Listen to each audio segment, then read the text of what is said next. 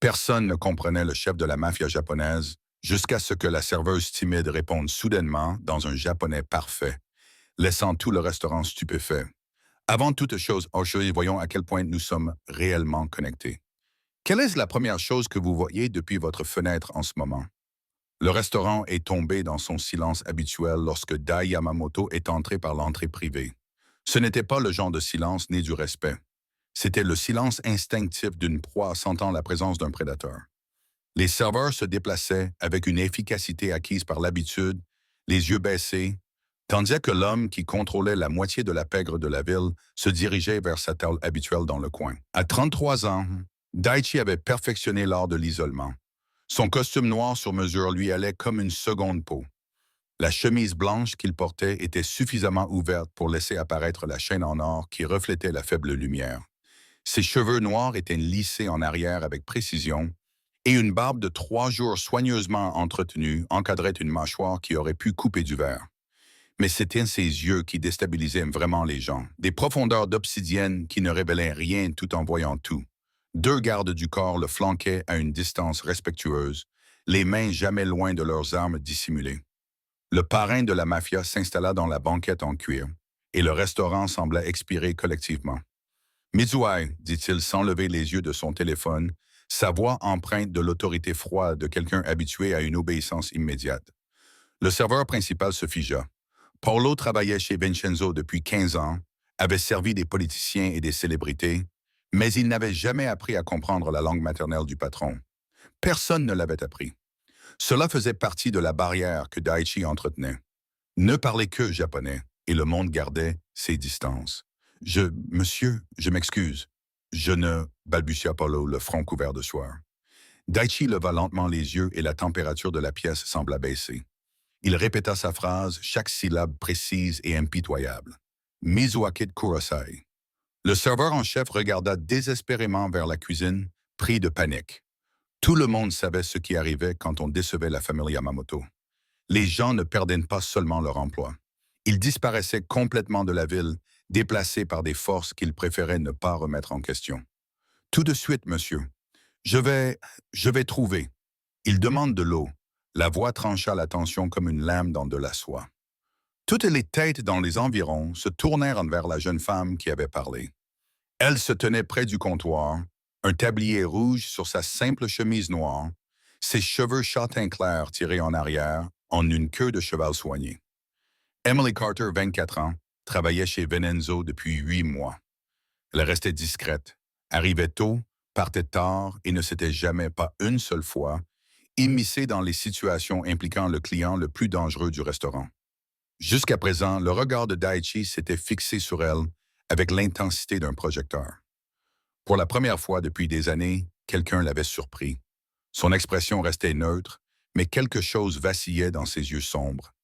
De la curiosité peut-être, ou de la suspicion. Nihongo, demanda-t-il d'un ton sec et provocateur. Vous comprenez le japonais? Emily soutint son regard sans broncher, même si ses mains tremblaient légèrement tandis qu'elle serrait le carnet de commande. Bonjour, Tsukoshi Han Samasamasu. Oui, je parle un peu. Le restaurant aurait tout aussi bien pu cesser de respirer. Paolo regardait entre eux avec une horreur grandissante, certain qu'il était sur le point d'assister à quelque chose de terrible. Les gardes du corps se raidirent, scrutant le langage corporel de leur patron à la recherche du moindre signe de menace. Mais Dai se contenta de se caler contre le cuir, étudiant cette traductrice inattendue avec une concentration déconcertante. Anaton Ryori Osum Shimasuka. Que recommandez-vous? Le chef a préparé des oursins frais ce soir, répondit Emily en japonais. Son accent était américain, mais sa grammaire étonnamment solide. Si vous préférez quelque chose de moins audacieux, le wagyu est exceptionnel. Cuisson à point avec du beurre de truffe.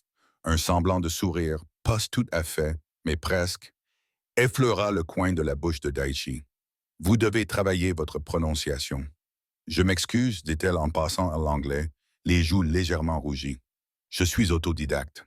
Pourquoi? La question restait en suspens, chargée d'implications qu'Emily ne comprenait pas tout à fait. Elle hésita, consciente que toutes les personnes présentes écoutaient malgré leur prétention d'être occupées. Ma meilleure amie à l'université était japonaise, dit-elle finalement, d'une voix plus douce. Avant de mourir, elle m'a fait promettre d'apprendre. Elle disait que cela m'ouvrirait des portes dont j'ignorais l'existence. Quelque chose changea dans l'expression de Daichi, si subtil que n'importe qui d'autre ne l'aurait pas remarqué. Mais Emily le vit. Une fissure dans l'armure soigneusement construite. Le chagrin reconnaissait le chagrin. Le Wagyu, dit-il en japonais, à point. Et votre nom, Emily Carter. Emily Carter, qui parle la langue des morts pour l'amitié. Il passa à l'anglais, avec un accent prononcé mais maîtrisé. Intéressant. Avant qu'elle n'ait pu répondre, Paulo l'arracha pratiquement de la table, le visage pâle. À quoi pensais-tu? On ne s'adresse jamais à M. Yamamoto sans y être invité. Comprends-tu quel genre d'homme il est? Je l'aidais, protesta Emily doucement, alors qu'il se dirigeait vers la cuisine. L'aider? Siffla Paulo. Ce n'est pas un homme d'affaires qui a besoin d'aide pour choisir son menu. La famille Yamamoto contrôle tout, des docks au centre-ville. Quand il passe un coup de fil, les problèmes disparaissent définitivement. Et tu t'es juste rendu visible à ses yeux. Emily jeta un coup d'œil vers la banquette du coin. Dichi était au téléphone, parlant rapidement en japonais à quelqu'un qui n'était apparemment pas satisfait de ce qu'il disait. Son garde du corps se tenait immobile comme une statue, et les autres clients évitaient soigneusement sa table. Il voulait juste de l'eau, dit-elle, bien que son cœur battît à tout rompre dans sa poitrine. Il voulait être isolé, corrigea Paulo. Et tu viens de briser cet isolement. Le reste du service d'Emily se déroula dans un flou d'yeux inquiet et d'avertissements chuchotés par ses collègues. Le Wagyu était préparé avec un soin obsessionnel. Personne ne voulait décevoir l'homme dont la réputation seule tenait à distance les autres familles criminelles de la ville. Lorsque Emily apporta l'assiette, Dichi était en train de lire quelque chose sur sa tablette, le visage impassible. « Duo », dit-elle doucement en posant le plat devant lui. « Bon appétit!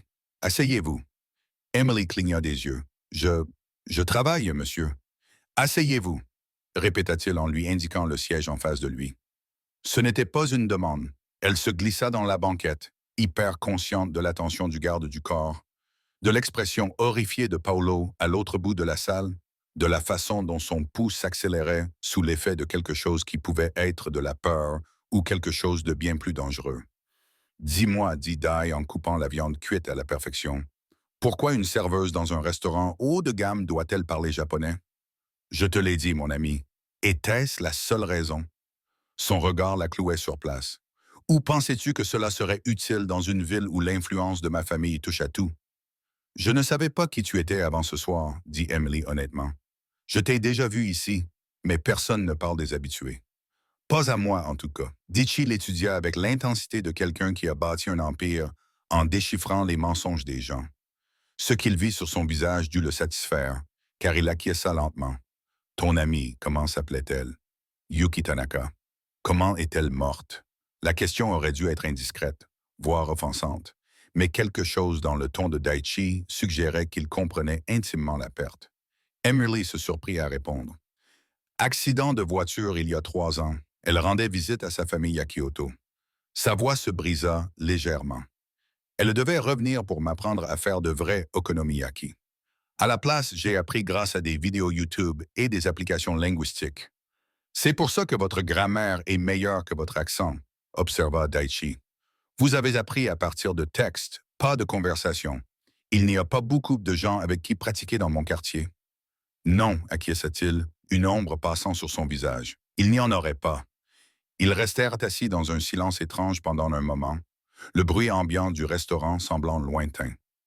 Emily savait qu'elle devait s'excuser, retourner à ses tables, cesser de fixer cet homme qui dégageait un danger aussi intense que la chaleur d'une flamme. Mais elle n'arrivait pas à se résoudre à bouger. « Savez-vous comment les gens m'appellent dans cette ville? » demanda soudain Daichi. « Non, monsieur. Akuma, le démon. » Il but une gorgée d'eau, observant sa réaction. « Parce que j'ai bâti l'empire de ma famille sur la peur et l'élimination. Lorsque des rivaux s'attaquent à notre territoire, ils cessent tout simplement d'exister. Pas de procès, pas de rapport de police, ils disparaissent tout simplement. » Emily eut la gorge sèche, mais elle soutint son regard. « Pourquoi me dites-vous cela? Parce que vous devriez avoir peur de moi, Emily Carter. Tout le monde a peur de moi. » Il se pencha légèrement en avant. « Mais vous êtes assise ici, traduisant mes paroles comme si nous discutions de la météo. Soit vous êtes très courageuse, soit vous êtes très stupide. Peut-être que je suis juste fatiguée d'être invisible, dit-elle avant de pouvoir se retenir. Les yeux de Dishi s'écarquillèrent légèrement, ce qui était pour elle le signe le plus proche de la surprise qu'elle ait jamais vue chez lui. Puis, contre toute attente, il esquissa presque un sourire. Pas le sourire poli qu'il avait vu sur son visage avec d'autres clients, mais quelque chose de sincère, quelque chose qui transformait tout son visage, le rendant moins intimidant et incroyablement séduisant. Invisible, répéta-t-il, savourant le mot. Oui, je comprends très bien cela. Un téléphone vibra. L'un des gardes du corps répondit dans un japonais feutré et urgent. Emily en saisit quelques bribes. Problème, l'entrepôt a besoin de votre décision. L'atmosphère changea instantanément. L'expression de Daichi redevint impénétrable. J'ai des affaires à régler, dit-il en se levant brusquement. Il posa plusieurs centaines de billets sur la table, bien plus que le prix du repas. Gardez la monnaie. Emily se leva également, soudain consciente de sa petite taille par rapport à son imposante stature. Oui, la prochaine fois que je viendrai ici, je veux que tu me serves. Toi seul. Dis à Polo que ce n'est pas une demande. Puis il partit, flanqué de ses gardes, laissant Emily seule à la table, le cœur battant à tout rompre, sous le regard de tout le personnel du restaurant, dont les expressions allaient de l'envie à la terreur pure et simple. Polo apparut à ses côtés, le visage blême. Que t'a-t-il dit? Il veut que je sois sa serveuse attitrée. Mère de Dieu, murmura Polo. Emily, comprenez-vous ce que vous venez de devenir? Tous ceux qui s'approchent de cet homme finissent soit par faire partie de son monde, soit par être détruits par celui-ci. Il n'y a pas de juste milieu. Emily baissa les yeux vers l'argent posé sur la table, puis vers l'entrée privée où Dishi avait disparu dans la nuit. Elle pensa à Yuki, aux promesses faites aux morts, à la façon dont ses yeux d'obsidienne s'étaient adoucis un instant lorsqu'elle avait mentionné qu'elle apprenait le japonais pour l'amitié.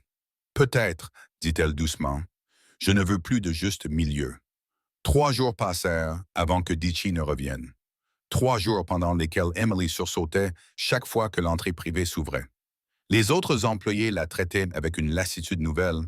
Paulo la prenait à part pour lui rappeler que l'intérêt de M. Yamamoto avait déjà mis fin à des carrières et à des vies. Elle se disait qu'elle n'était pas déçue lorsqu'il ne se présentait pas. Elle se disait que c'était le soulagement, et non l'anticipation, qui faisait battre son cœur plus fort chaque fois qu'une voiture noire s'arrêtait devant le restaurant. Elle mentait. Le jeudi soir, pendant l'heure de pointe du dîner, il est arrivé sans fanfare. Même coin, même 2 gardes du corps vigilants. Mais cette fois, quand Emily s'est approchée avec de l'eau et les menus, Dichi l'observait déjà. Kubanwa Emily-son, l'a-t-il salué en japonais. Bonsoir, Kubanwa Yamamoto-an, répondit-elle, sa prononciation légèrement améliorée après 3 nuits de pratique seule dans son appartement. Vous avez travaillé votre accent. Vous disiez qu'il fallait l'améliorer. Quelque chose passa dans son expression. De l'approbation, peut-être. Asseyez-vous avec moi pendant que je commande. Monsieur, j'ai d'autres tables. Asseyez-vous. Pas sévère, mais catégorique. Emily se glissa sur la chaise en face de lui, très consciente des regards curieux des autres clients et du froncement de sourcils désapprobateur de Paulo depuis le comptoir d'accueil. Cela enfreignait toutes les règles, franchissait des limites qui existaient pour de bonnes raisons. J'ai demandé à quelqu'un de se renseigner sur vous, dit Dishi sur le ton de la conversation, comme s'il discutait de la météo plutôt que d'une atteinte à la vie privée. Emily Rose Carter, 24 ans, Colombie, diplômée en relations internationales. Vous auriez pu travailler pour n'importe quelle société de conseil ou agence gouvernementale. Au lieu de cela, vous servez de la nourriture à des gens qui vous voient à peine. Emily eut un pincement au cœur. Vous avez enquêté sur moi? J'enquête sur tous ceux qui entrent dans ma sphère. C'est comme ça que je reste en vie. Il observa calmement sa réaction. Vos résultats scolaires étaient impressionnants. Une moyenne de 3,9. Vous parlez couramment 3 langues, même si votre japonais est certes approximatif. Alors pourquoi le tablier rouge, Emily? Que caches-tu? Elle aurait dû se sentir violée, en colère? Elle aurait dû se lever et partir. Mais au lieu de cela, elle se surprit à répondre honnêtement. Les prêts étudiants, les frais médicaux de ma mère, la réalité qu'un diplôme en relations internationales ne rapporte pas autant que tout le monde le promet. Elle soutint son regard sans ciller. Nous n'avons pas tous la chance d'avoir un empire familial sur lequel nous appuyer. Non, acquiesça Daichi, quelque chose de sombre traversant son visage. Même si les empires familiaux ont leur prix, le prix du sang. Avant qu'Emily n'ait pu répondre, l'un des gardes du corps s'approcha et se pencha pour lui murmurer quelque chose en japonais. Elle en comprit suffisamment pour comprendre. Un conflit territorial impliquant la famille Takahashi ce soir. La mâchoire de Daichi se crispa de manière presque imperceptible. Il répondit dans un japonais trop rapide pour qu'Emily puisse le suivre, puis se retourna vers elle comme si l'interruption n'avait pas eu lieu. « Je dois partir, mais réponds-moi d'abord honnêtement. » Il se pencha en avant, sa présence écrasante. « Quand tu as fait des recherches sur moi après notre première rencontre, et ne fais pas semblant que tu ne l'as pas fait, qu'as-tu trouvé? » Emily hésita, puis décida que la vérité était plus sûre que le mensonge avec un homme qui avait bâti des empires en déchiffrant les mensonges, que la famille Yamamoto contrôlait la plupart des opérations clandestines de la ville, que votre père a été assassiné il y a 5 ans et que vous avez pris la relève à 28 ans, que 3 familles rivales ont tenté de contester votre autorité et que toutes les 3, elle déglutit péniblement, ont cessé leurs activités en moins de 6 mois. Ont cessé leurs activités, répéta Dishi avec un sourire sans joie. Une formulation douce pour décrire ce qui s'est réellement passé. Continuez. Que vous êtes considérée comme intouchable, dangereuse, que les gens changent de trottoir lorsqu'ils voient vos voitures. Elle marqua une pause. Que vous n'avez jamais été arrêtée, ni même interrogée, parce que vous êtes soit extrêmement prudente, soit extrêmement bien connectée. Les deux, répondit-il simplement. Et sachant cela, vous êtes toujours assise ici. Vous ne m'avez pas laissé beaucoup de choix. Il y a toujours un choix, Emily. Vous pourriez démissionner, disparaître dans la ville. Je ne te suivrai pas, n'est-ce que pas? La question resta en suspens entre eux, chargée d'implications qu'aucun des deux n'était prêt à examiner. Les yeux de Daichi se plissèrent légèrement, et pendant un instant, Emily aperçut quelque chose sous son apparence froide. La solitude, peut-être, l'isolement d'un homme qui avait construit des murs si hauts que même le langage lui-même était devenu une barrière. « Ta mère, dit-il en changeant brusquement de sujet. Qu'est-ce qui ne va pas chez elle? Un cancer du sein de stade 3, en rémission maintenant, mais les traitements. » Emily détourna le regard. L'assurance couvrait la plupart des frais, mais la plupart ne signifie pas tout. Et ton père est parti quand j'avais 6 ans. Nous ne nous sommes pas reparlés depuis. Daichi hocha la tête comme si cela confirmait quelque chose. Donc, tu comprends ce que signifie être seul, même quand on est entouré de gens. Construire des murs pour survivre. Est-ce que c'est ça, ne parler que japonais? Un mur? Oui, admit-il doucement, jusqu'à toi. La vulnérabilité contenue dans ces 2 mots frappa Emily comme une force physique. Cet homme terrifiant, puissant et dangereux, venait de révéler une fissure dans son armure, et d'une manière ou d'une autre, elle était devenue le coin qui l'avait créé. Yamamoto. Le garde du corps l'interrompit à nouveau, avec plus d'insistance. « Bonjour, Wakarimashita. » Daichi répondit sèchement, en se levant brusquement. Il sortit son téléphone, tapa rapidement, puis montra l'écran à Emily. Un numéro de téléphone. C'est ma ligne privée. Peu de gens l'ont. Il la regarda droit dans les yeux. Si quelqu'un vous importune, vous menace, ou même vous regarde de travers à cause de nos conversations, appelez immédiatement ce numéro. Compris? Je n'ai pas besoin de protection.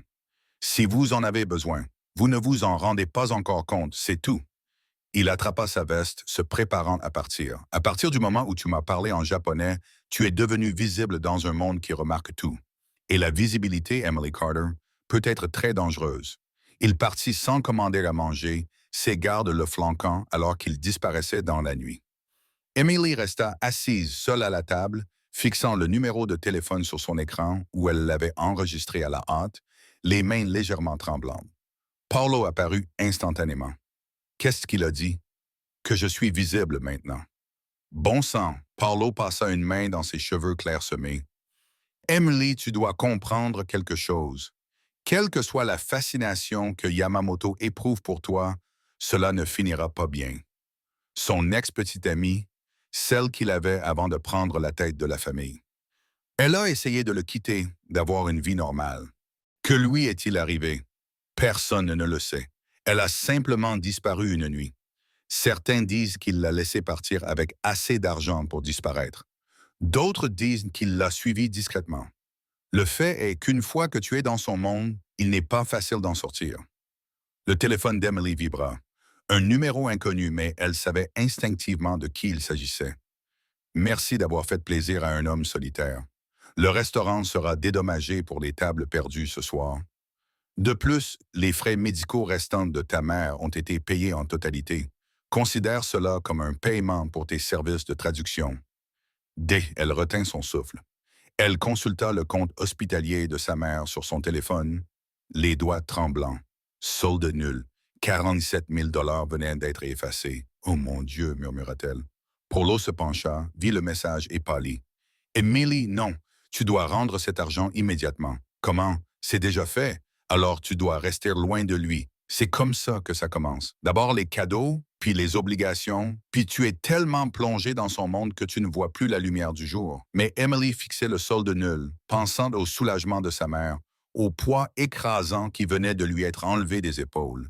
Et pensant à un homme qui ne parlait que japonais pour garder le monde à distance, qui avait vu quelque chose dans une serveuse au hasard qui valait la peine d'être exploré, qui valait la peine d'être protégé, qui valait la peine d'investir 47 000 $. Je devrais le rendre, dit-elle. Mais ses mots sonnaient creux. Tu ne peux pas le rendre. Il le savait quand il te l'a envoyé. La voix de Paolo était lourde de résignation. Tu es déjà prise au piège, Emily. La question est de savoir si tu vas te battre ou accepter. Cette nuit-là, allongée dans son petit appartement, Emily fixait le numéro de Dici dans ses contacts. Elle devrait le supprimer. Elle devrait quitter Vincenzos, déménager dans un autre quartier, faire comme si la semaine dernière n'avait jamais existé. Au lieu de cela, elle ouvrit ses photos et trouva des clichés de Yuki à l'université. Son ami riait d'une blague dont Emily ne se souvenait plus, faisait des grimaces, portait le kimono que sa grand-mère lui avait envoyé du Japon. « Tu disais qu'apprendre le japonais m'ouvrirait des portes », murmura Emily à l'image. « Tu n'as pas précisé que ce seraient les portes d'un monde dans lequel je ne devrais pas entrer. » Son téléphone vibra à nouveau, un autre message provenant du même numéro inconnu. « Je suppose que tu es réveillé. Tu réfléchis probablement trop à tout.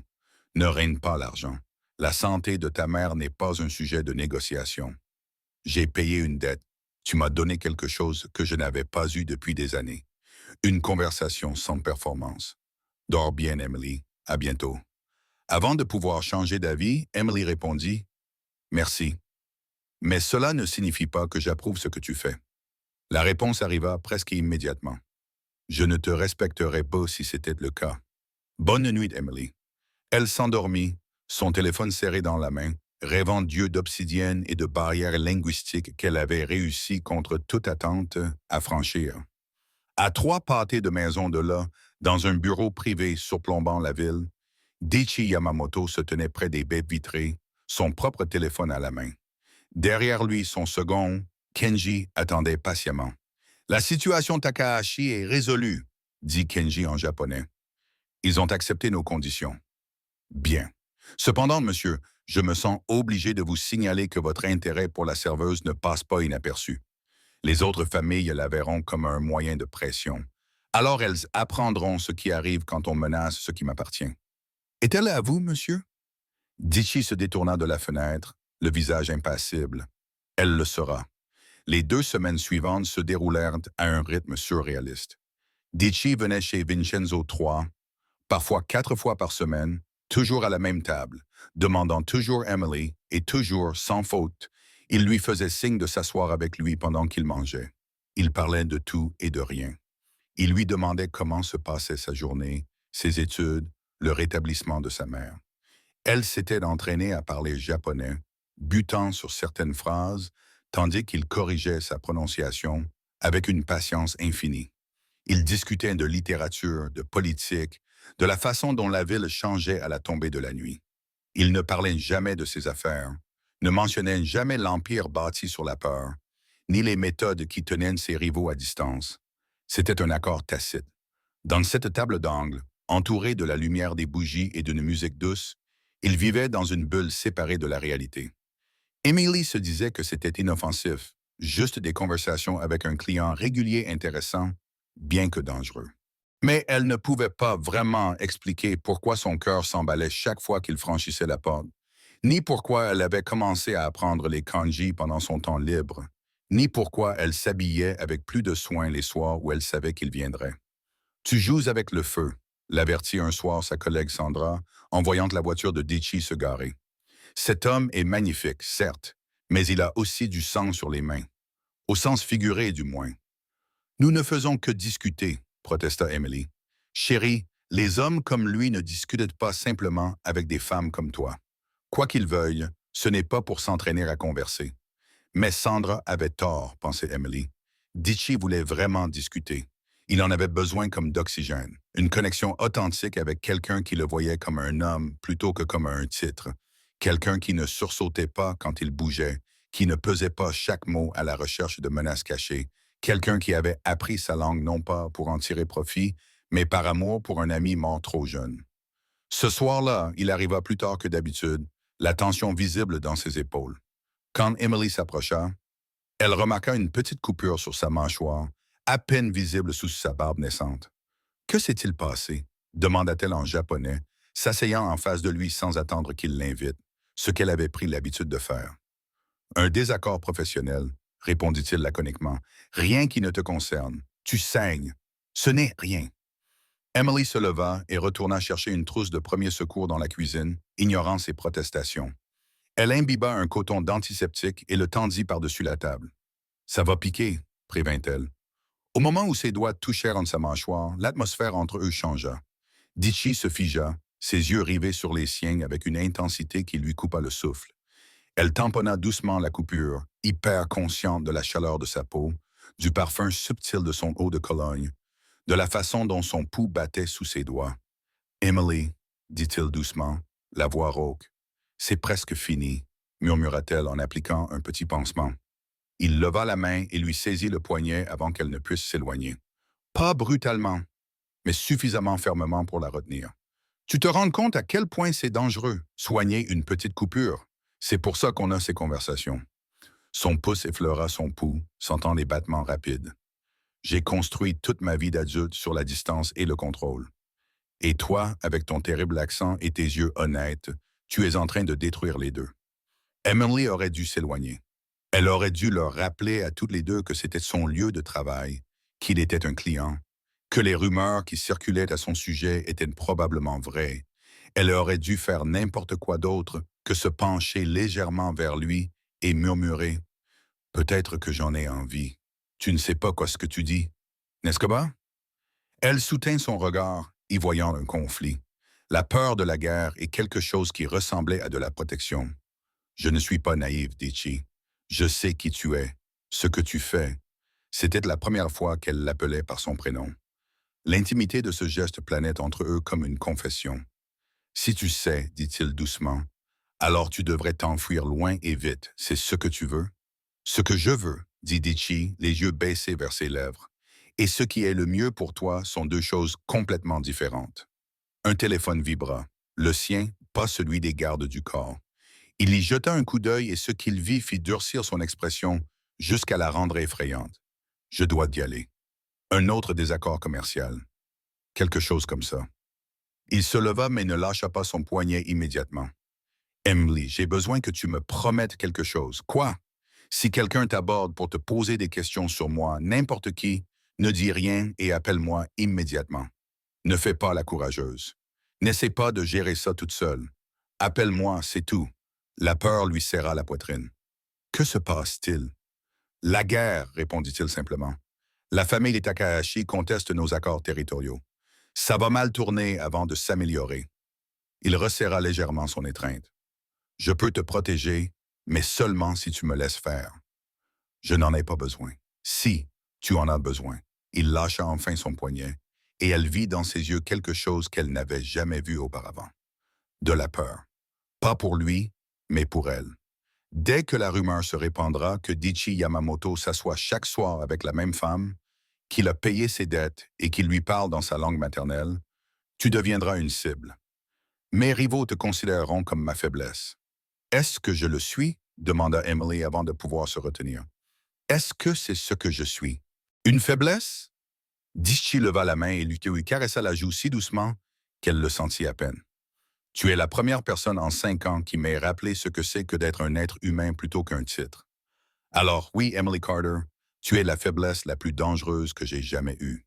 Puis il disparut, entouré de ses gardes, laissant Emily seule, le cœur battant et la joue brûlante à l'endroit où il l'avait touchée. Paulo apparut à ses côtés. Quoi qu'il se soit passé, cela doit cesser immédiatement. Ce n'est pas n'importe quoi. Je travaille ici depuis 15 ans, Emily. J'ai vu ce qui arrive quand des civils sont pris dans des conflits territoriaux. La famille Takahashi n'hésitera pas à t'utiliser contre lui si elle pense que cela lui donnera un avantage. Comment connais-tu la famille Takahashi? Paolo poussa un profond soupir, car ce restaurant se trouve juste à la frontière entre leur territoire et celui de Yamamoto. Nous avons réussi à rester neutres, mais cette neutralité signifie que nous voyons et entendons des choses. Et ce que j'entends, c'est que les tensions s'intensifient rapidement.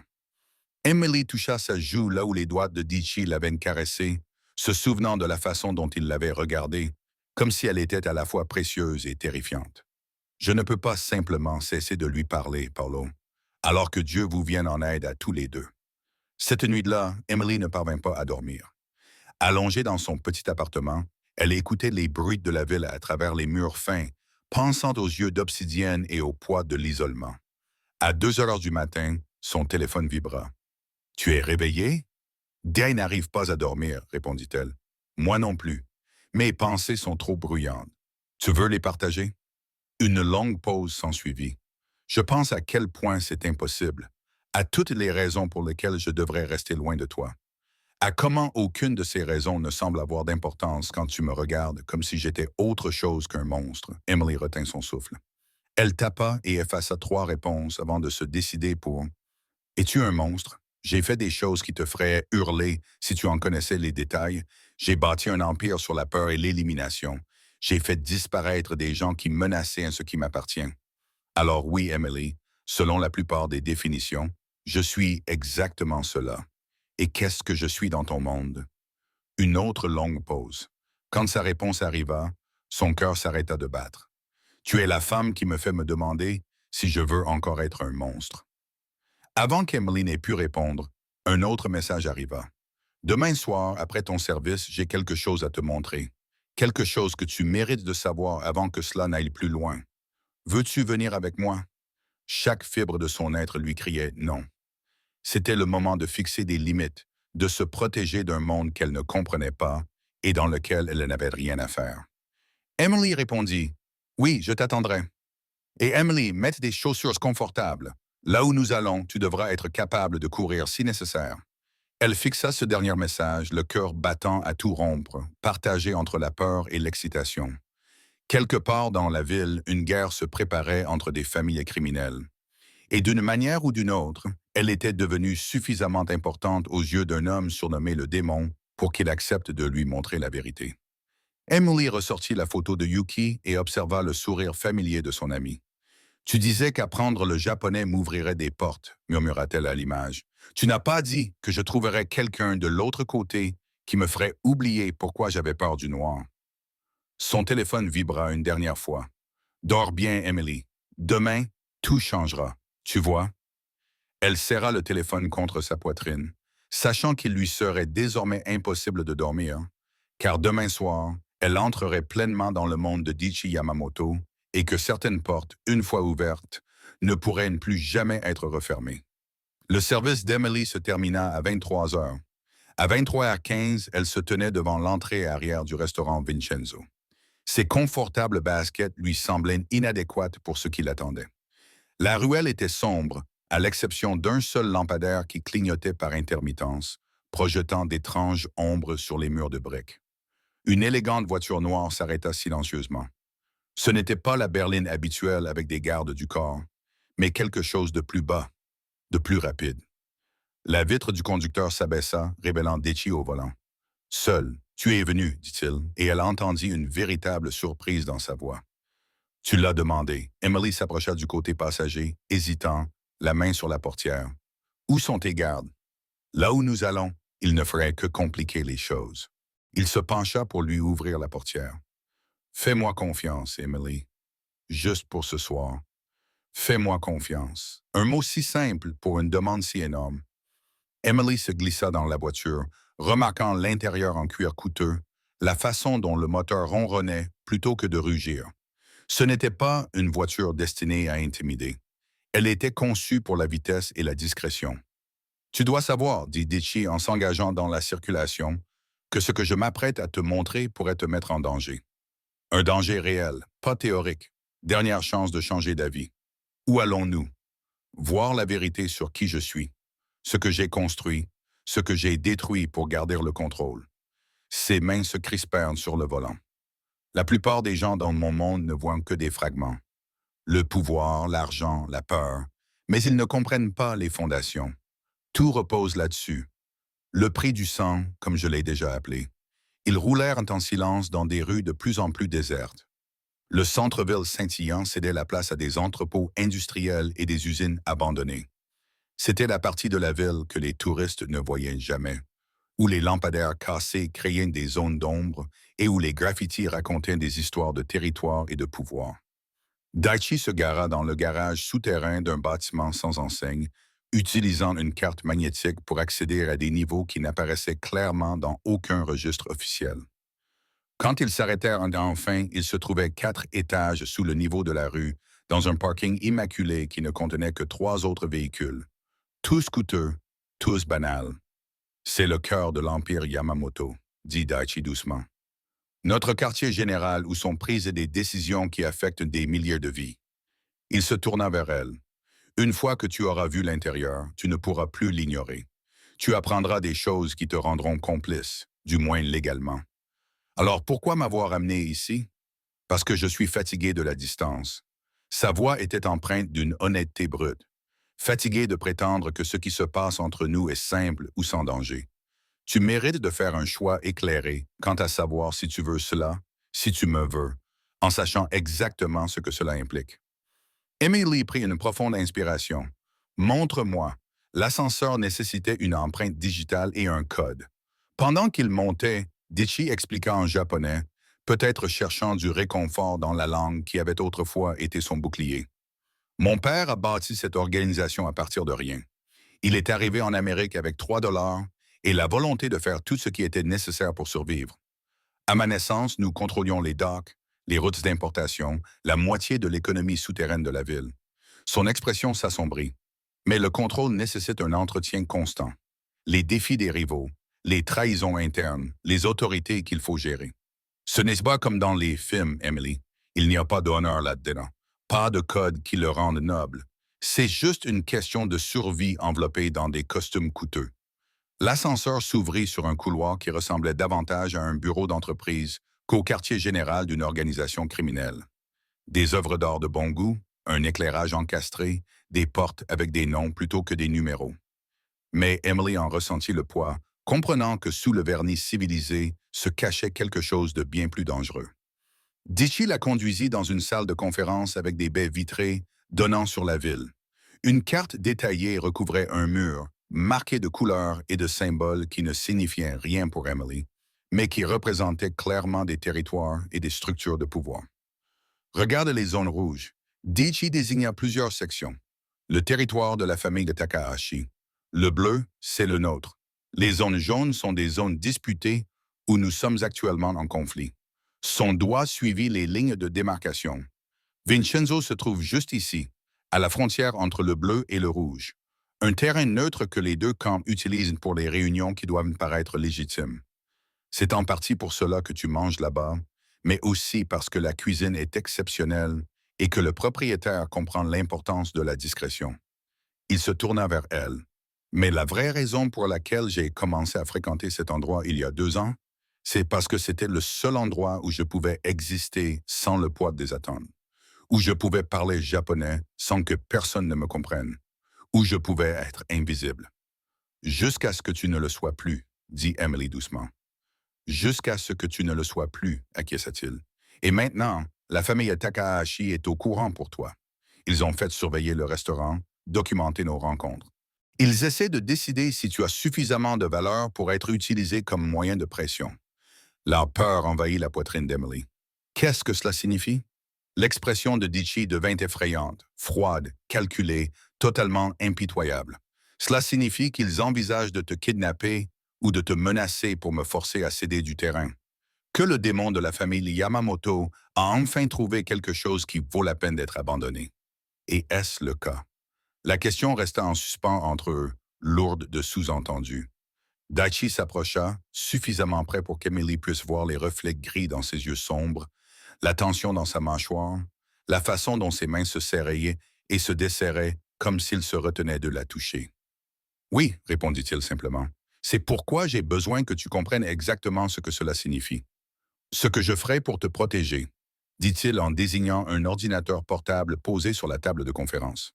Il contient des fichiers sur toutes les opérations importantes que nous avons menées au cours des 5 dernières années. Chaque conflit territorial, chaque rival que nous avons éliminé, chaque méthode que nous avons utilisée pour maintenir notre contrôle. Je veux que tu les lises, tous, Ditchy. Non, sa voix était ferme. Si tu veux faire partie de ma vie, tu dois savoir ce que cela implique. Les ordres que j'ai donnés, les personnes qui ont disparu parce que j'ai passé un coup de fil, les familles détruites parce qu'elles ont défié notre pouvoir. Il ouvrit l'ordinateur portable et ouvrit les fichiers les uns après les autres. Voilà qui je suis quand je ne suis pas assis dans ce restaurant à faire semblant d'être normal. Voilà le monstre, Emily. Regarde. Pendant les 2 heures qui suivirent, Emily lut des rapports détaillant les acquisitions de territoires qui avaient laissé les organisations rivales en ruine, des documents sur des négociations qui étaient clairement des menaces, des photos d'entrepôts abandonnés où des affrontements avaient eu lieu. Pas de cadavres, pas de sang, mais les implications étaient claires. Des registres de paiement à des fonctionnaires, des juges, des policiers, toute l'infrastructure corrompue qui permettait à l'Empire Yamamoto de fonctionner. À chaque fichier, sa compréhension grandissait. Ce n'était pas un monde souterrain romantique où régnait l'honneur et la loyauté. C'était un contrôle systématique et calculé, maintenu par la peur et l'élimination. Et Ditchy était au centre de tout cela, prenant des décisions qui détruisaient des vies avec la même efficacité désinvolte que d'autres pourraient être utilisées pour approuver des rapports budgétaires. Quand elle ferma enfin l'ordinateur portable, ses mains tremblaient. Ditchy se tenait près de la fenêtre, lui tournant le dos, la tension évidente dans chaque ligne de son corps. Maintenant, tu sais, dit-il doucement, je ne t'en voudrais pas si tu franchis cette porte et ne m'adresses plus jamais la parole. Je veillerai à ta sécurité. Je m'assurerai que personne, dans aucune des 2 familles, ne t'approche jamais. Tu peux redevenir invisible, Emily. Retrouver une vie qui a du sens. Emily se leva, les jambes tremblantes. Elle marcha jusqu'à l'endroit où il se tenait, s'arrêtant juste derrière lui. Dans le reflet de la fenêtre, elle pouvait voir son visage, l'expression soigneusement neutre qui cachait tout ce qu'il ressentait. « Tourne-toi, dit-elle. » Il le fit lentement et elle vit la peur dans ses yeux. Pas la peur des rivaux, de la violence ou des forces de l'ordre. La peur de son jugement, la peur de voir le dégoût remplacer toute la chaleur qu'elle lui avait témoignée. « Je devrais avoir peur de toi, dit Emily, d'une voix à peine plus forte qu'un murmure. Tu devrais. Je devrais courir aussi loin et aussi vite que possible.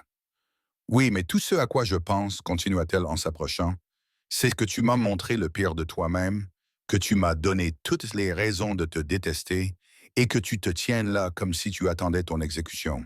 Parce que c'est le cas, admet Daichi, tu es la première personne depuis des années à me voir comme un être humain. Perdre cela, te perdre, serait pire que n'importe quelle balle tirée par un rival. Emily leva la main et posa sa paume sur sa mâchoire, là où elle avait placé le pansement quelques jours auparavant. Je ne suis pas assez naïve pour penser que je peux te changer. Je ne suis pas assez arrogante pour croire que l'amour triomphe de tout. L'amour? Le mot sortit de sa bouche avec difficulté, incrédule. Mais je suis assez courageuse, continua-t-elle, ignorant son interruption. Pour admettre que je ne veux pas m'en aller, même en sachant qui tu es, ce que tu as fait. Son pouce effleura sa pommette. Peut-être que cela me rend aussi abîmée que toi, Emily. Elle l'embrassa. Ce n'était ni doux ni hésitant. C'étaient des mois de tension et des semaines de distance prudente qui finissaient par briser les murs qu'ils avaient tous deux érigés. Ditchy se raidit de surprise pendant une fraction de seconde. Puis son contrôle vola en éclats. Il l'attira contre lui avec une intensité à peine contenue, une main emmêlée dans ses cheveux, l'autre agrippant sa taille comme si elle risquait de disparaître. Le baiser avait le goût du danger, du désespoir et de quelque chose qui aurait pu être le salut. Quand ils se séparèrent enfin, tous deux haletants, Dichi posa son front contre le sien. « C'est fou, murmura-t-il en japonais. « Complètement, acquiesça-t-elle dans la même langue. Je ne peux pas te promettre la sécurité. Je ne peux pas garantir que cela se terminera bien. Je sais, la famille Takahashi viendra te chercher. D'autres aussi, lorsqu'ils réaliseront à quel point tu es devenu important. Alors, apprends-moi à survivre dans ton monde. » Daichi s'écarta suffisamment pour croiser son regard, cherchant tout signe de doute ou de hésitation. Ce qu'il vit dut le satisfaire, car il acquiesça lentement. « D'accord, mais nous ferons cela à ma façon. Protocole de sécurité, lieu protégé, garde si nécessaire. » Son expression se durcit, déterminée. « Et tu apprends à te défendre. S'ils viennent te chercher, je dois savoir que tu peux gagner du temps jusqu'à mon arrivée. » D'accord, un téléphone vibra sur la table de conférence. Il y jeta un coup d'œil, et son attitude entière changea, devenant froide et meurtrière. « Qu'y a-t-il » demanda Emily. « La famille Takahashi vient de passer à l'action. Ils ont pris l'une de nos routes maritimes. Ils prétendent que c'est une représaille pour le territoire que nous avons acquis le mois dernier. » Il était déjà en mouvement, consultant des dossiers, passant des appels dans un japonais rapide. Ce n'est que le début. Il teste notre temps de réaction, notre volonté de riposter. « Que vas-tu faire ?» Daichi la regarda et elle vit l'homme derrière le masque, celui qui avait tué et ordonné des meurtres et bâti un empire sur l'élimination. « Je vais leur rappeler pourquoi les gens m'appellent Takuma, pourquoi la famille Yamamoto détient le pouvoir depuis 30 ans. » Il la serra une dernière fois contre lui et l'embrassa avec une intensité qui ressemblait à un adieu. « Mais d'abord, je vais t'emmener dans un endroit sûr, où ils ne pourront pas t'atteindre pendant que je m'occupe de ça. Je ne veux pas me cacher. Ce n'est pas négociable, Emily. Les affrontements dans les entrepôts qui ont lieu lorsque des territoires sont contestés ne sont pas quelque chose dont on peut être témoin et rester innocent. » Sa voix était catégorique. « Tu voulais faire partie de mon monde. Je protège ce qui m'appartient. Laisse-moi faire. » Elle voulait discuter, insister sur le fait qu'elle était assez forte pour affronter tout ce qui pourrait arriver. Mais son regard l'en empêcha. Ce n'était pas du contrôle ou de la domination, mais une peur sincère. La peur qu'elle soit prise entre deux feux, que la violence dont il l'avait protégée l'atteigne malgré tout. « D'accord, murmura-t-elle, mais reviens vers moi. »« Toujours, promit Daichi. J'ai passé 5 ans à être un monstre parce que c'était plus facile qu'être humain.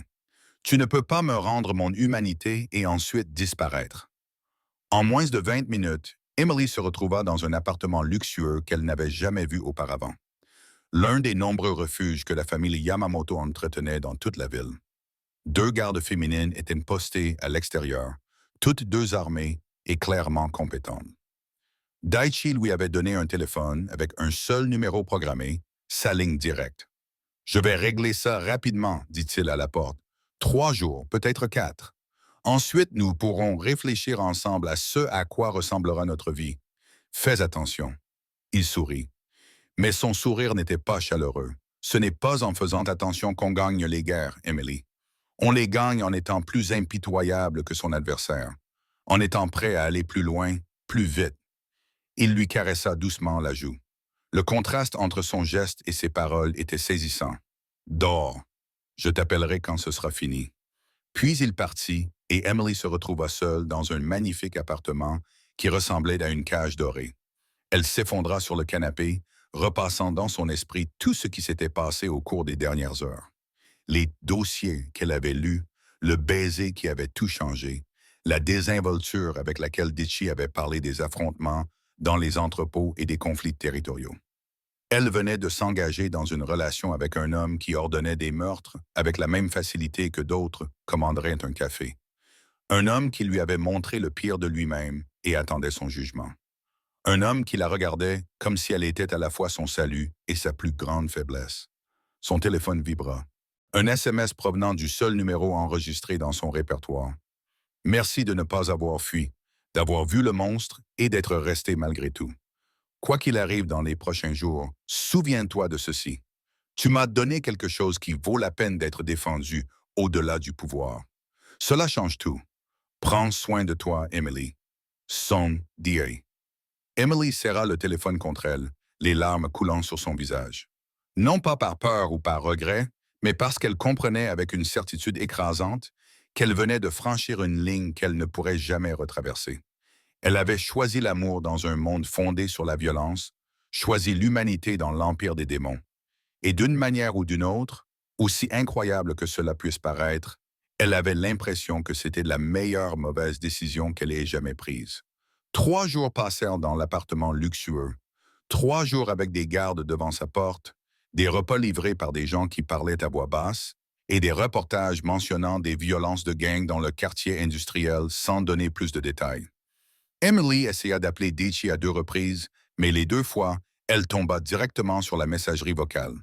Elle ne laissa aucun message. Que pouvait-elle dire? J'espère que la guerre territoriale se passe bien. Le matin du 4e jour, son téléphone sonna enfin. Emily, sa voix était rauque, épuisée, mais vivante. C'est fini. Tu vas bien? Physiquement, je suis indemne. La famille Takahashi a accepté nos conditions. Ils se retirent des territoires contestés et acceptent nos accords frontaliers initiaux. Une pause. Ce n'était pas agréable. Emily ferma les yeux, ne voulant pas imaginer ce que pas agréable signifiait dans son monde. Quand puis-je te voir? Ce soir. Je passerai te chercher à 19 ans. J'ai quelque chose à te montrer. Les conséquences. Tu dois voir ce que signifie vraiment me choisir. Dichi. Non, Emily. Tu as vu les dossiers et les cartes. Maintenant, tu dois voir la réalité. Si tu veux toujours cela, nous avancerons ensemble. Sa voix s'adoucit. Je n'essaie pas de te faire peur. J'essaie de te donner une base honnête, sans illusion. À 7 heures précises, la porte de l'appartement s'ouvrit, mais l'homme qui entra n'était pas le Dichi raffiné et maître de lui qu'elle connaissait. Son costume était froissé. Il avait des cernes sous les yeux et un bleu tout frais sur la mâchoire. On aurait dit qu'il n'avait pas dormi depuis des jours. « Tu as mauvaise mine, » dit Emily en se précipitant vers lui. La guerre n'épargne personne, même les vainqueurs. Mais il l'attira dans ses bras, la serrant avec une intensité qui traduisait à la fois son soulagement et son épuisement. « Mon Dieu, tu m'as manqué. Ces 3 jours m'ont semblé durer des mois. Que s'est-il passé? La version pour les civils. Nous avons mené des négociations agressives qui ont abouti à des accords territoriaux mutuellement avantageux. » Il s'écarta, ses yeux scrutant son visage. La vérité. J'ai dû faire des exemples, leur montrer pourquoi défier la famille Yamamoto a des conséquences qui vont au-delà de simples pertes commerciales. Des gens sont morts. Elle ne put finir sa question. Personne n'est mort. Pas cette fois. L'expression de Dichi était sombre, mais plusieurs de leurs agents clés ne sont plus en mesure de causer des problèmes. La famille Takahashi comprend désormais que vous touchez, vous menacez, ou même pensez trop fort à vous, aura des conséquences auxquelles ils ne sont pas prêts à faire face. Il la conduisit à la voiture, cette fois-ci avec un garde du corps qui les suivait à distance discrète. Ils traversèrent la ville alors que le crépuscule tombait et que les lumières commençaient à scintiller à l'horizon. Mais ils ne se dirigeaient pas vers le centre-ville. Au lieu de cela, Dai roula vers le front de mer, vers un quartier d'entrepôts rénové qui avait été transformé en lofts et galeries haut de gamme. « C'est ici que tout a commencé », dit-il en se garant devant un bâtiment qui ressemblait à tous les autres. La première entreprise légitime de mon père, une société d'importation. Tout ce que nous avons construit est né ici. Ils prirent l'ascenseur jusqu'au dernier étage, qui donnait sur un immense loft, mais celui-ci n'était pas décoré comme une maison. Les murs étaient recouverts de centaines de photographies, des photos d'un jeune Dai avec un homme plus âgé à l'air sévère qui devait être son père. Des images de l'organisation Yamamoto à travers les décennies, et au centre, un grand portrait de l'aîné Yamamoto avec les dates 1958-2020 en dessous. Il a été assassiné ici, dit Dichi doucement, debout devant le portrait. Il y a 5 ans, une famille rivale pensait que le tuer déstabiliserait notre organisation, nous rendrait vulnérables. Il serra les mâchoires. Ils avaient tort. Cela m'a simplement fait comprendre que les sentiments et la pitié sont des luxes que nous ne pouvons pas nous permettre. Emily s'approcha de lui et examina la photo. La ressemblance était frappante. Les mêmes yeux sombres, les mêmes traits marqués. Mais alors que le père de Dichi semblait endurci par des années de violence, les yeux de Dichi reflétaient quelque chose de différent. De la douleur peut-être, ou de la lassitude. C'est à ce moment-là que tu as arrêté de parler anglais en public? Demanda-t-elle doucement. Oui, mon père parlait couramment 4 langues. Il rencontrait toujours les gens selon leurs conditions, les mettait à l'aise avant de les détruire. La voix de Dichi était amère. J'ai décidé de faire le contraire, de faire en sorte que le monde vienne à moi, de les mettre mal à l'aise, de les déstabiliser. La barrière de la langue est devenue une arme et un bouclier. Jusqu'à moi, jusqu'à toi, acquiesça-t-il en se tournant vers elle. Emily, j'ai besoin que tu comprennes quelque chose. À la mort de mon père, j'ai hérité de plus qu'une organisation. J'ai hérité d'ennemis, d'obligations, de dettes de sang qui exigent d'être payées. Pendant 5 ans, j'ai géré tout cela en étant plus froid et plus impitoyable que quiconque. En me convainquant que les liens étaient une faiblesse, il lui prit les mains, sa poigne presque douloureuse. Mais ensuite, tu es entré dans ce restaurant et tu as parlé japonais comme si Yuki te poussait vers moi. Et j'ai réalisé que je me détruisais lentement, devenant exactement ce que mon père n'avait jamais voulu que je sois, un monstre qui a oublié comment être un homme. Alors change, dit Emily. Éloigne-toi de tout ça. Ce n'est pas si simple. L'Empire Yamamoto emploie directement des centaines de personnes, indirectement des milliers. Le territoire que nous contrôlons empêche les petites organisations d'être absorbées par des organisations plus violentes. Si je m'en vais, il y aura un vide de pouvoir qui sera comblé par quelqu'un de bien pire. Il lui caressa la joue. Mais je peux changer ma façon de diriger. Je peux commencer à donner la priorité aux activités légitimes en m'éloignant progressivement des opérations les plus dangereuses. Cela ne se fera pas du jour au lendemain, peut-être même pas en quelques années, mais avec toi à mes côtés, je peux me rappeler pourquoi c'est important. Que veux-tu dire? Daichi prit une profonde inspiration. Je veux dire que tu es devenue plus importante pour moi que le pouvoir, que je préfère construire quelque chose avec toi plutôt que de continuer à détruire tout seul, que quelque part au milieu de ces conversations sur la grammaire et la prononciation, je suis tombé complètement amoureux d'une serveuse qui a appris le japonais pour l'amitié et qui est restée malgré toutes les raisons de partir. Emily retint son souffle.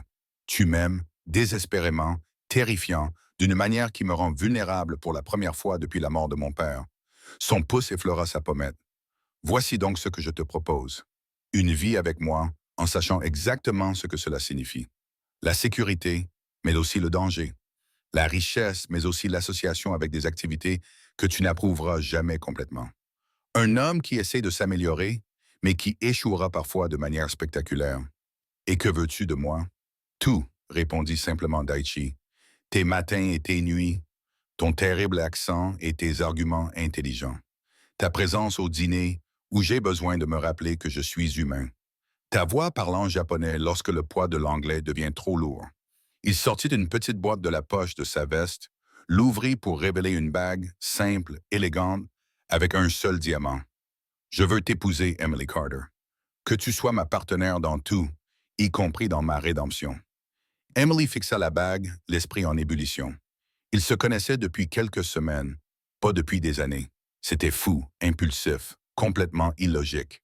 Toutes ses pensées rationnelles lui criaient que c'était trop rapide, trop dangereux, trop compliqué. Oui, murmura-t-elle. Les yeux de Daichi s'écarquillèrent. Oui, oui, je veux t'épouser. Oui, j'apprendrai à naviguer dans ton monde. Oui, je serai là quand tu auras besoin qu'on te rappelle que tu es plus que le titre que les gens te donnent. Elle prit la bague dans la boîte et la glissa à son doigt, car attendre lui semblait impossible. Et oui, je t'aime aussi, même si tu es un criminel, peut-être fou et certainement mauvais pour mon espérance de vie. Il l'embrassa alors, et cela lui sembla différent de la première fois. La première fois, c'était le désespoir et la tension qui finissaient par éclater. Cette fois, c'était une promesse et un engagement, et la compréhension qu'ils se choisissaient l'un l'autre, malgré tous les arguments logiques qui s'y opposaient. Quand ils se séparèrent enfin, Dichi posa son front contre le sien. Mon second va faire une crise cardiaque. Les conseillers familiaux vont remettre en question mon jugement. Les autres organisations vont te considérer comme un moyen de pression. Alors nous leur ferons comprendre que je ne suis pas un moyen de pression. Je famille. La voix d'Emily était ferme. Tu m'apprends à survivre dans ce monde et je t'apprendrai à y vivre sans te perdre. Marché conclu. Il sourit. C'était le premier sourire sincère et spontané qu'elle lui voyait. Je te préviens, les mariages de la famille Yamamoto sont des événements très élaborés.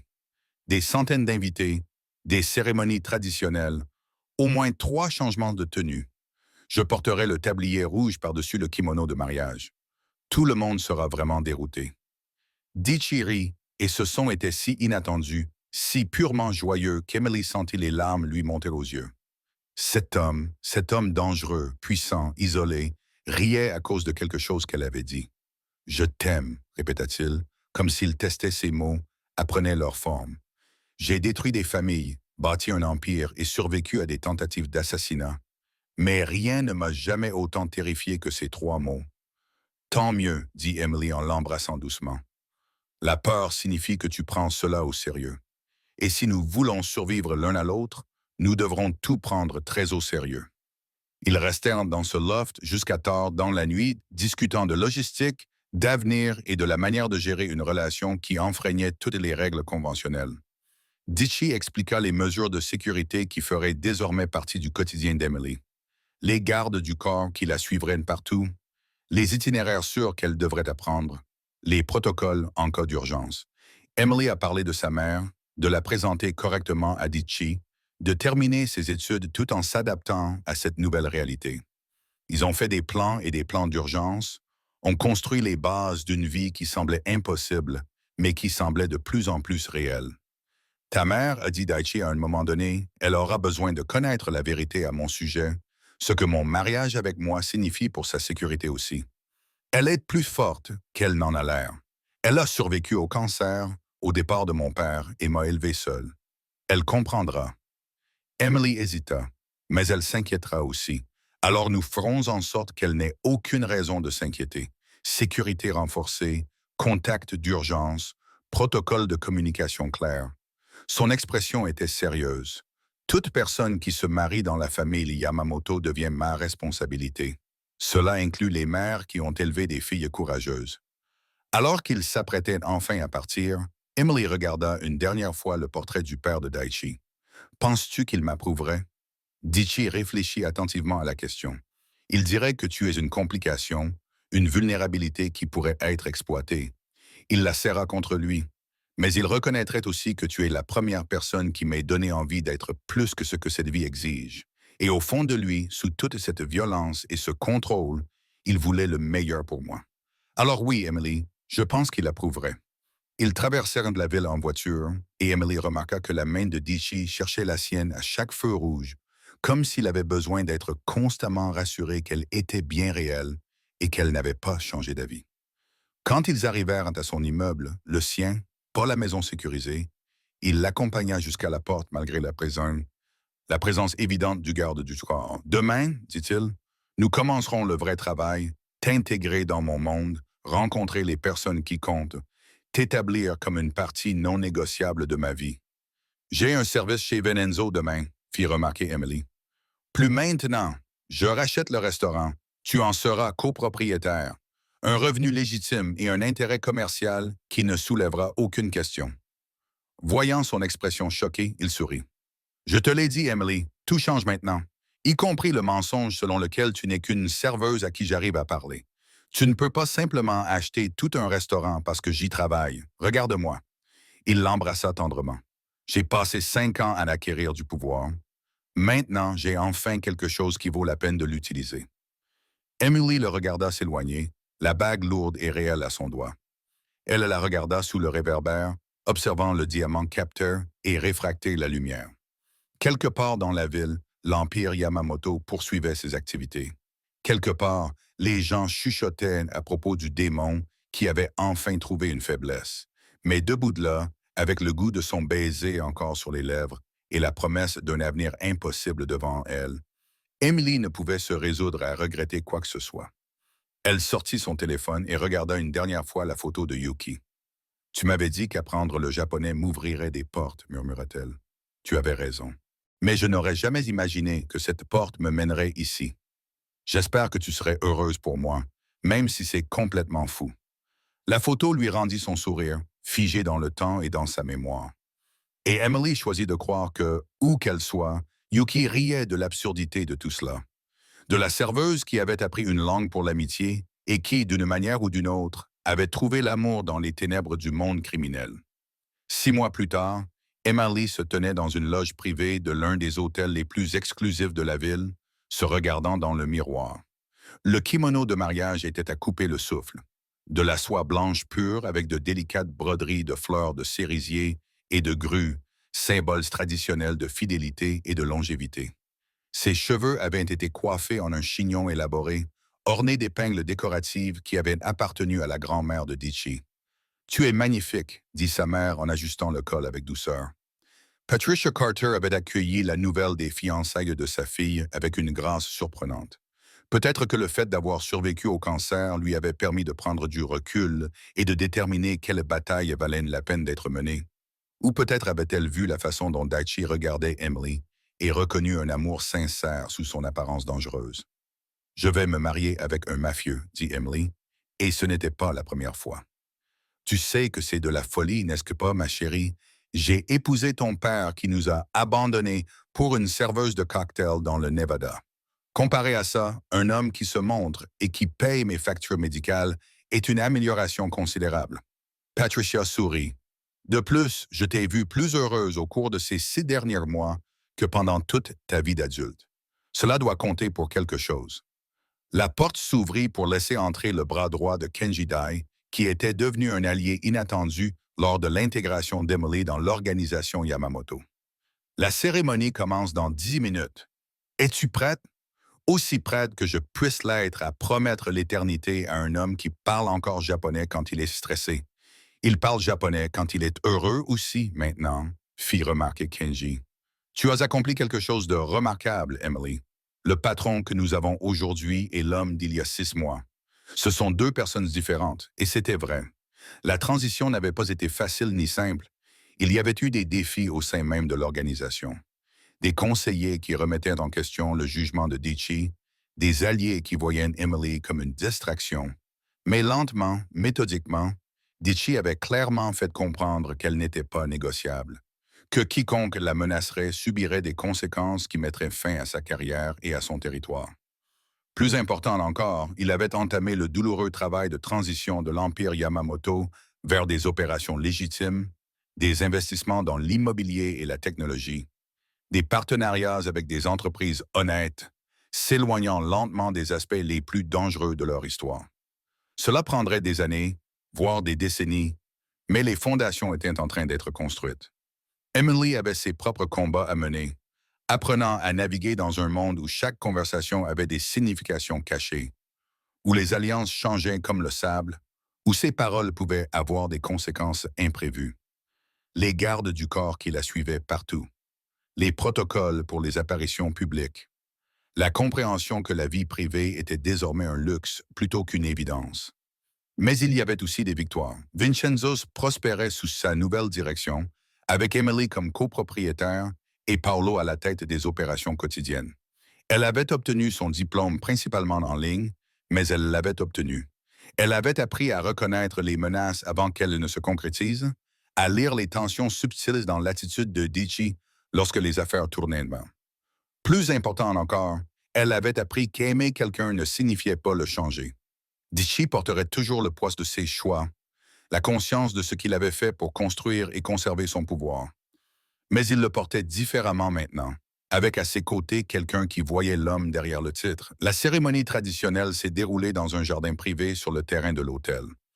Alors qu'Emily remontait l'allée au bras de sa mère, elle a vu la foule rassemblée, un mélange fascinant de chefs d'entreprise légitimes et d'agents criminels soigneusement déguisés, tous unis par leur lien avec la famille Yamamoto. Et à l'hôtel, vêtu d'un costume traditionnel qui lui donnait l'air de sortir tout droit de l'histoire, se tenait Dichi. Lorsque leurs regards se croisèrent, tout le reste s'estompa. La foule, la complexité, la réalité dangereuse dans laquelle ils évoluaient quotidiennement. Rien de tout cela n'avait d'importance à ce moment-là. La cérémonie s'est déroulée en anglais et en japonais, en hommage à leurs origines respectives. Au moment des vœux, Dai a pris la parole en premier. « Emily, mon fils, dit-il en japonais, sa voix portant à travers le jardin, tu es entré dans ma vie en parlant la langue de mon isolement et tu l'as transformé en un pont entre nous. Tu as vu le pire de moi-même et tu as choisi de rester. Tu m'as donné quelque chose que je pensais avoir perdu à jamais, l'espoir d'une rédemption. Il passa à l'anglais. Je ne peux pas te promettre une vie simple. Je ne peux pas te garantir la sécurité ou la normalité. Mais je peux te promettre que chaque jour, je te choisirai plutôt que le pouvoir, que ton bonheur comptera plus que le territoire ou le contrôle, que l'homme que tu épouses aujourd'hui passera le reste de sa vie à essayer d'être digne de ta confiance. Emily avait préparé ses vœux et les avait répétés avec soin. Mais debout là, regardant ses yeux d'obsidienne qui reflétaient une tendresse inattendue, elle abandonna son script. Dai, dit-elle d'une voix forte, j'ai appris le japonais pour un ami qui est mort trop jeune. Mais je suis resté pour le parler avec un homme qui m'a appris que l'amour ne consiste pas à trouver la perfection. Il s'agit de choisir quelqu'un malgré ses complications. Tu es dangereux, impossible et complètement inadapté à la vie normale que je pensais vouloir. Elle sourit, les larmes coulant sur son visage, et je ne changerai rien à tout cela. Tu es à moi et je suis à toi, et le reste du monde n'a qu'à s'en accommoder. Lorsqu'ils embrassèrent son mari et sa femme, le jardin éclata en applaudissements de la part de personnes qui n'auraient probablement jamais imaginé voir Dichi Yamamoto montrer une émotion sincère. Mais il le fit, serrant Emily dans ses bras, comme si elle était la seule chose réelle dans un monde d'illusions soigneusement construites. La réception était somptueuse, exactement comme Dichi l'avait annoncé. Plusieurs plats, des discours en plusieurs langues, des spectacles traditionnels entrecoupés de musique moderne. Emily changea 3 fois de tenue, passant d'un kimono blanc à une robe de soirée rouge, puis à une élégante robe noire pour la dernière danse. Survivre? Murmura Dichi pendant qu'ils dansaient, la fête battant son plein autour d'eux. Prospérer, corrigea Emily. Au fait, le discours de ton oncle en japonais était hilarant. J'espère que tout le monde n'a pas compris la partie sur ton adolescence. Tu n'étais pas censé comprendre cette partie non plus. Dommage, j'ai maintenant un moyen de te faire chanter pour de futures disputes. Dichi rit et la serra contre lui. Je t'aime, Emily Yamamoto. Merci d'avoir parié sur un avenir impossible. Emily Carter Yamamoto, corrigea-t-elle, je garde une partie de mon nom. Quelqu'un doit maintenir un lien avec le monde extérieur. C'est juste. Il la fit tourner doucement. Notre vol part dans 3 heures, 2 semaines au Japon, pour te montrer d'où je viens, te présenter à ma famille qui n'a pas pu faire le voyage. Vont-ils approuver? Ils vont t'adorer. Ma grand-mère m'a spécifiquement demandé d'amener la femme qui a apprivoisé le démon. Ce sont ses mots, pas les miens. Alors que la nuit touchait à sa fin et qu'ils se réfugiaient enfin dans leur suite, Emily retira ses talons hauts avec soulagement. Dichi desserra sa cravate et, pendant un instant, ils restèrent simplement ensemble dans un silence confortable. « Tu ne le regrettes jamais? » demanda-t-il doucement. « Cette nuit-là, tu as parlé japonais au restaurant. Si tu pouvais revenir en arrière, tu resterais silencieuse? » Emily réfléchit sérieusement à la question. Les 6 derniers mois avaient été chaotiques. Un chaos magnifique et terrifiant qui avait bouleversé toute son existence. Elle avait gagné en richesse et en sécurité, mais avait perdu son anonymat et sa simplicité. Elle avait trouvé l'amour, mais avait accepté la conscience constante que le danger rôdait à chaque instant de leur vie. « Non, répondit-elle finalement. Parce que cette nuit-là, j'ai cessé d'être invisible et tu as cessé d'être seul. Pour tout le reste, nous trouverons une solution ensemble. » Dichi s'approcha d'elle, lui prit le visage entre ses mains qui avaient causé tant de ravages, mais la touchèrent avec une infinie douceur. J'étais convaincu que je passerais toute ma vie isolée, par choix et par nécessité. Cette connexion était une faiblesse que je ne pouvais me permettre. Et maintenant, je comprends que l'isolement était la faiblesse. La connexion, c'est toi qui me rends plus fort. Il l'embrassa doucement. Merci d'avoir vu au-delà du monstre l'homme qui avait désespérément besoin d'être trouvé. Ils restèrent au Japon pendant 2 semaines et Emily vit Dichi se transformer dans son pays natal. Il riait plus facilement, parlait japonais sans la nuance d'isolement, lui fit découvrir les temples et les traditions qui avaient façonné son enfance avant que la violence ne bouleverse tout. Sa grand-mère, une petite femme aux yeux identiques à ceux de Daichi, prit les mains d'Emily et lui parla dans un japonais rapide qu'Emily avait du mal à suivre. Daichi traduisit son expression douce. Elle dit que mon père aurait approuvé le fait que tu aies la force de marcher dans l'obscurité sans être consumé par elle, que nos enfants feront le pont entre deux mondes, l'honneur et la rédemption. Il fit une pause. Elle dit aussi que ton accent s'améliore, mais qu'il faut encore y travailler. Ta grand-mère est délicieusement sauvage. Emily dit, faisant rire la vieille femme qui avait lu quelque chose dans l'expression d'Emily. Ils retournèrent dans la ville transformée. Pas fondamentalement différents, mais des versions d'eux-mêmes qui avaient choisi la complexité plutôt que la simplicité, le danger plutôt que la sécurité, l'amour plutôt que la logique. L'Empire Yamamoto poursuivit sa lente transformation. Emily assumant progressivement des rôles qui surprenaient tout le monde, y compris elle-même, elle devint le visage de leurs activités légitimes, le pont entre les opérations clandestines et celles au grand jour. Elle apprit à négocier avec autant d'aisance avec les politiciens qu'avec les criminels. Elle maîtrisa le langage du pouvoir, non seulement le japonais, mais aussi le dialecte universel de ceux qui façonnaient les villes dans l'ombre. Mais elle tint également à conserver des liens avec son ancienne vie. Dîner hebdomadaire avec sa mère, visites régulières chez Vincenzo, où elle aidait parfois pendant les heures de pointe juste pour se rappeler ce qu'était la normalité. Amitié avec des personnes qui ne savaient rien de l'Empire Yamamoto et la voyaient simplement comme Emily. Tu es en train de construire quelque chose de remarquable, observa Kenji un après-midi, en regardant Emily arbitrer un différend entre deux de leurs partenaires commerciaux légitimes. Une vie qui existe simultanément dans plusieurs mondes.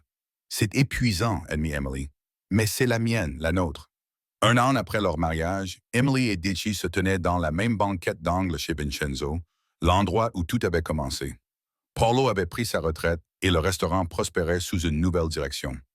Mais ils avaient conservé la banquette exactement telle qu'elle était, un sanctuaire dédié à des débuts impossibles. « Tu te souviens de ce que tu as commandé le premier soir ?» demanda Emily, parlant japonais aussi naturellement que si elle respirait. Du wagyu saignant avec du beurre à la truffe, recommandé par une serveuse qui avait appris ma langue par amitié et qui était restée pour quelque chose auquel aucun de nous ne s'attendait. J'avais tellement peur de toi. Tu avais raison. J'étais dangereux. Daichi fit une pause puis se corrigea. Je suis dangereux, mais différemment maintenant, plus prudemment. À cause de moi, à cause de nous, parce que tu m'as donné quelque chose qui vaut la peine d'être prudent.